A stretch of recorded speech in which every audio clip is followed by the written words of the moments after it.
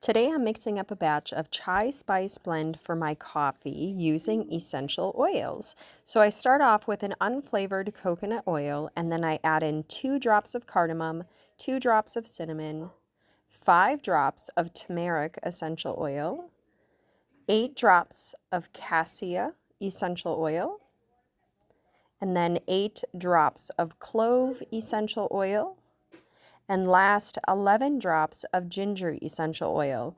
Now I also saw another recipe where they added in 2 drops of black pepper and 2 drops of fennel essential oil. So I'll let you decide if you would like to make that variation. I honestly like it, and I just add about a tablespoon to my coffee when I make them in the morning. Now, another favorite is peppermint. And so again, starting with about 4 to 5 ounces of unflavored coconut oil, and I ended up adding 30 drops of peppermint to mine because I like a little bit more of a peppermint flavor. When looking at adding essential oils to a carrier, for example, I used a coconut oil, but maybe you just want to add it straight to your beverage or your food choices if you're going to be cooking with essential oils. One thing you want to be looking for, especially since you're going to be consuming the essential oil either through food or beverage, is the supplement fact label. And if your essential oil does not have that on there, I would not add it to a food or beverage because you don't know what's in that bottle. Just because you may have a bottle of peppermint at home, if it says aromatherapy or something like that, but it does not have the supplement fact label, I would not cook with it because it has not been tested for that purpose. So that's just my little disclaimer on using essential oils with your foods and beverages. But I'm excited to read in the comments if any of you decide to try making up your own flavorings for your coffees or teas using the coconut oil method.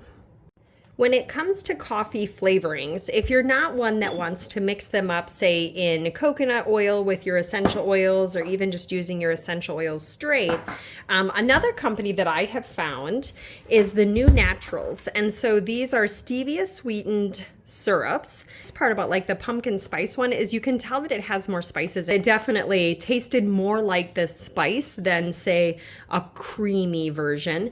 And the cocoa mint is definitely very chocolatey with that little hint of mint in it, and then you can taste the sweet. So if you're someone that wants sweet coffee but you don't want the sugar and you're looking for a more natural sugar option, I definitely like these two so far for adding just a little bit of kick either to my tea or coffee. Here's another way that I like to make mocha peppermint coffees by adding in the Monin chocolate syrup. You could either use the dark or the plain. And then I add a shot of espresso to it. And so we picked up this Philips 3200 coffee maker. It is amazing because I can use my ground coffee or espresso beans. And then once you have your shot of espresso in there, go ahead and mix your chocolate syrup in. This is where I add my peppermint coconut mix that I just made up. Just enough to like give it a little bit of that peppermint flavor. And I love that coconut oil is good for you in general.